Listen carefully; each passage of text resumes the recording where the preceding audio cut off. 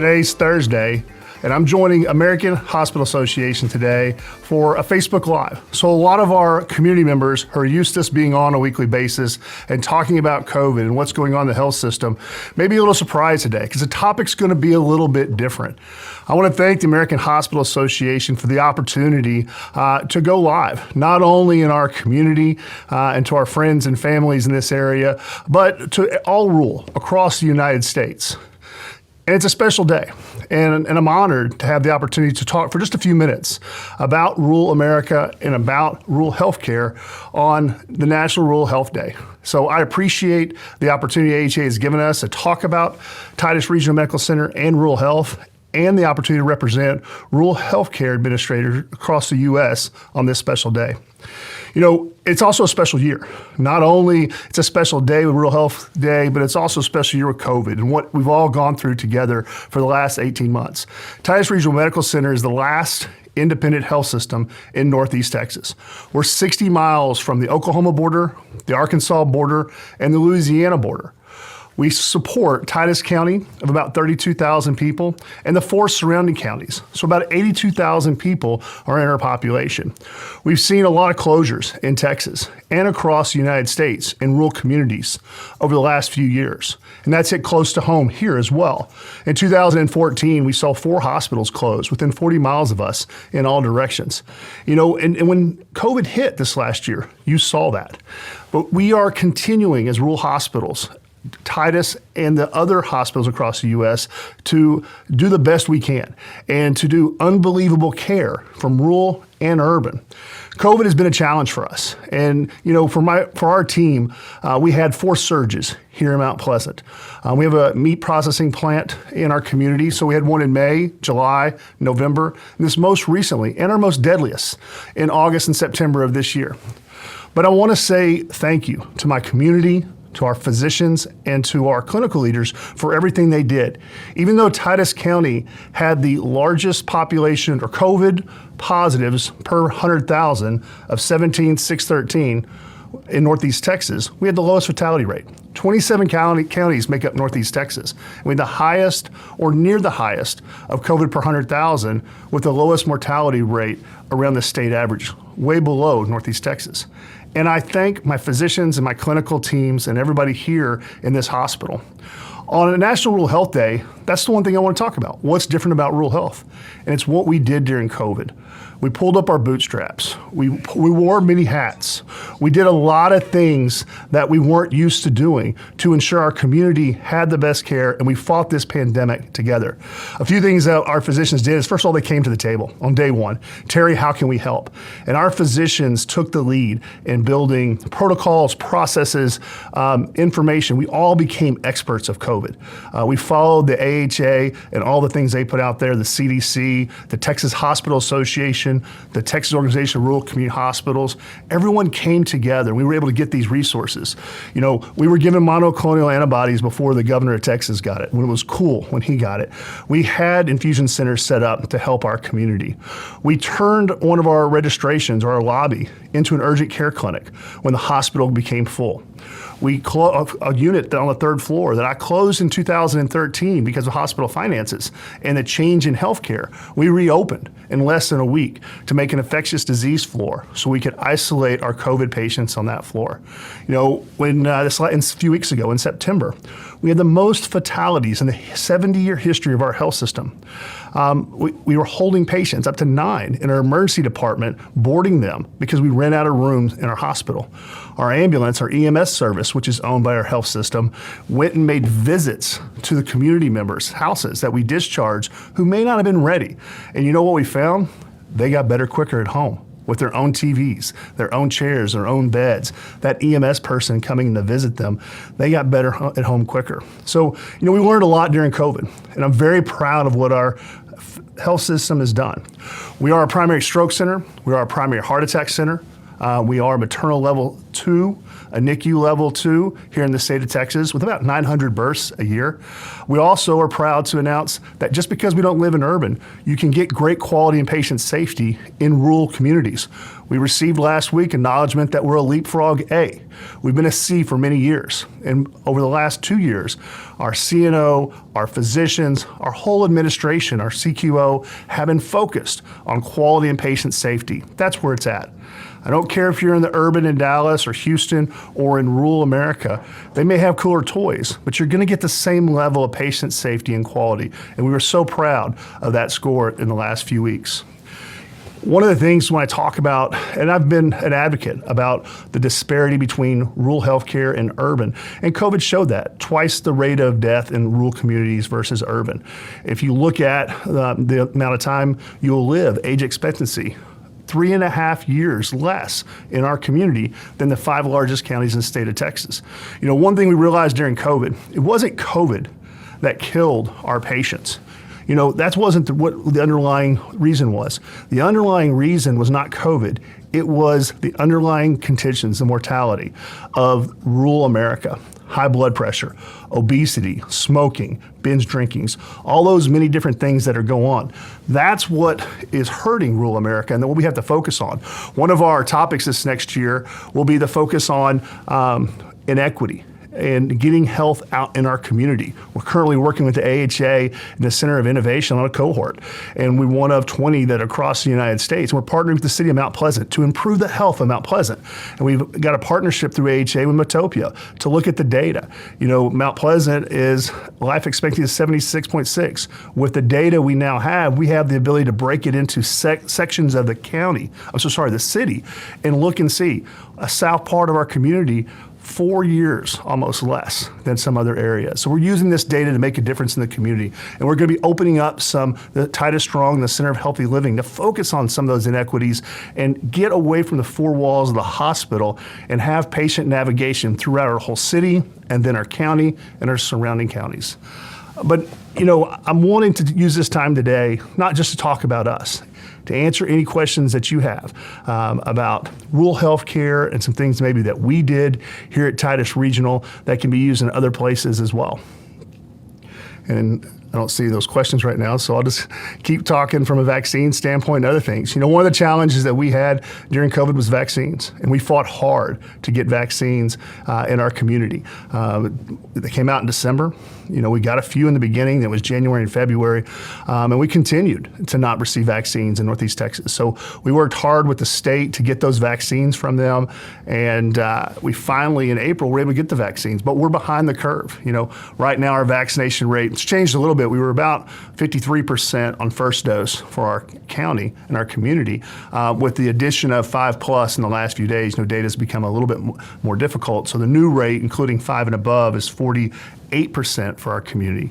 It's not where we want to be. So we got some work to do in Northeast Texas to get our vaccine rate higher.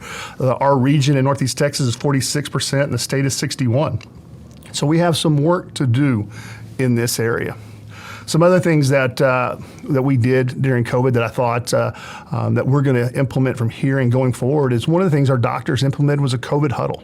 Every COVID patient that came into Titus Regional Medical Center received a huddle. And it was the administration, the house supervisor, the physician admitting, and the physician in the emergency department getting together on the phone, looking at the CTs, looking at the lab work, looking at all the information they need to put that protocol in place.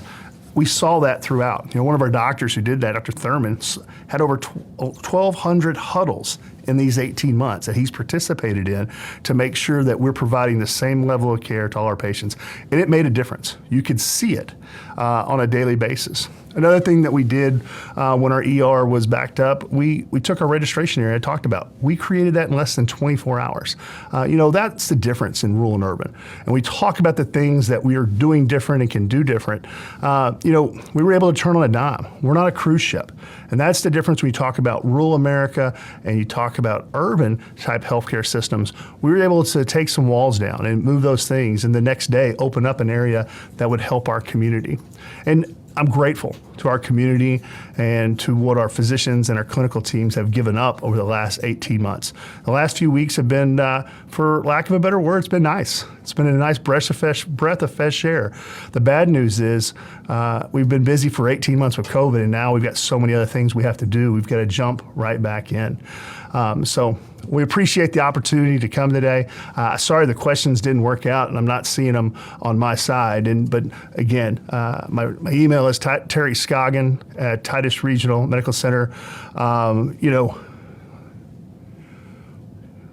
I got a question, sorry about that. So I mentioned in your blog that we met the enemy among us. And one of the issues is when I talked about the disparity in healthcare, and when I had the opportunity with a group on the East Coast to write a blog about our experiences and the difference between rural and urban.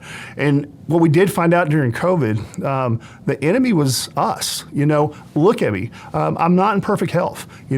Northeast Texas, the underlying conditions are why people passed away by COVID.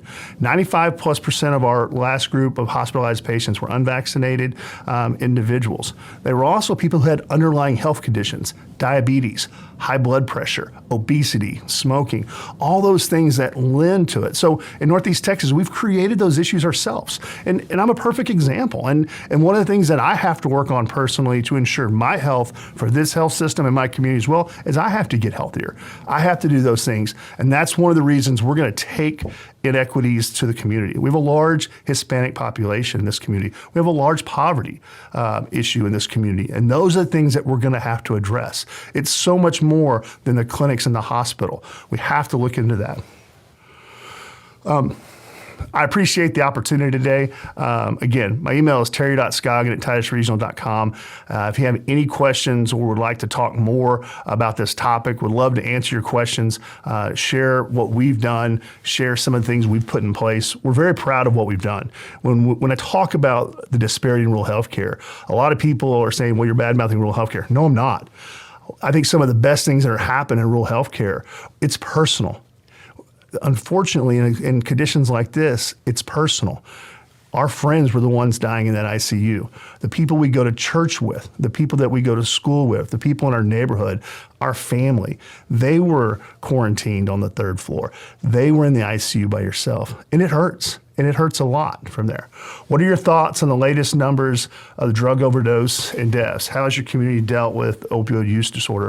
It's very interesting you asked that because Northeast Texas is surrounded by several communities to the east of us that are in the top 20 from an opioid abuse in the United States. We deal with opioid abuse and behavioral health on a daily basis. Today, right now, we have 6 behavioral health patients in our emergency department that we've been holding, several for more than 2 weeks, one of them more than 2 weeks from there. So opioid, and most of those have some type of substance abuse issue associated with the behavioral health. There's an issue in our community, and we're looking at that. We're trying to address our behavioral health issues, but at the same time, we're going to have to address from a drug overdose standpoint. Dr. Latortu, who runs Rural Health Clinic in Mount Vernon and Franklin County to our west, aligns with our health system and is able to give us information on that.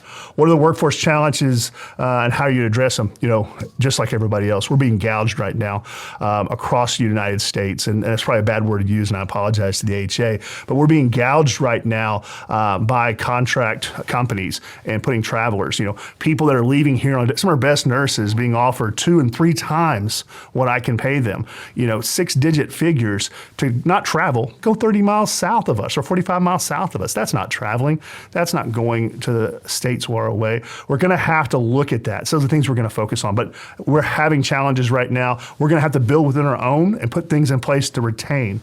How do we get the message out that rural needs federal help? We got to consistently do things like this. Tell our community leaders, tell our state leaders, tell our federal leaders. I'm going with Torch in January to Washington to meet with the Texas delegation and to talk to them. And I think us as rural administrators have to continue to do that. We have to make sure the media sees the good and bad of rural, not just one piece of it and one-sided. We've got to tell our story. What are rural hospitals doing to prepare for the next stage of the pandemic? That and the question, where do you see Mount Pleasant 3 to 5 months, are the same thing. RSV is on an increase right now, so we're seeing more in the emergency department. Flu is a little concerning right now, some of the things. And we have quite a few people, especially heart patients, who did not prepare themselves, weren't able to go see and get procedures during COVID, didn't go see their doctor, didn't take their medicine. So we're seeing a lot of comorbidities coming out of COVID from heart and diabetic patients. We're also seeing damage done by COVID, a lot of lung damage, and we're looking to see on things. So we have to get serious over the next few months of how do we address the comorbidities and some of these other things. And how do we see ourselves in 3 to 5 months? We've got to get out in the community. We have got to focus on improving our health, getting our hypertension down, looking at diabetes. Those are the two big things that we saw as a health system. And I don't know about my counterparts across the US, but we saw the heart patients, especially the diabetic patients, were the ones in COVID hit hard. We're continuing to prepare for COVID patients. We want to make some changes to our ICU to get ready for that. So again, I'm running out of time, and I could talk about rural health for hours. And they asked me to talk for 10 minutes, and I just kind of laughed when they gave me that time, because this is something that I'm passionate about. I'm passionate about because my kids were raised in rural. Me and my wife met in the 4th grade in rural communities. We've had the opportunity to work in Austin and work in some great places, but this is what it's all about, is working and living in rural communities, the rural life, as I like to say. I want to thank you so much for joining us today. We've enjoyed the chat and hearing your questions. It's great to represent rural healthcare leaders for the American Hospital Associations and discuss some of the issues at LEAF. If you have more questions, please go to the AHA's website and their resources on rural health. Thank you so much for attending today, and God bless.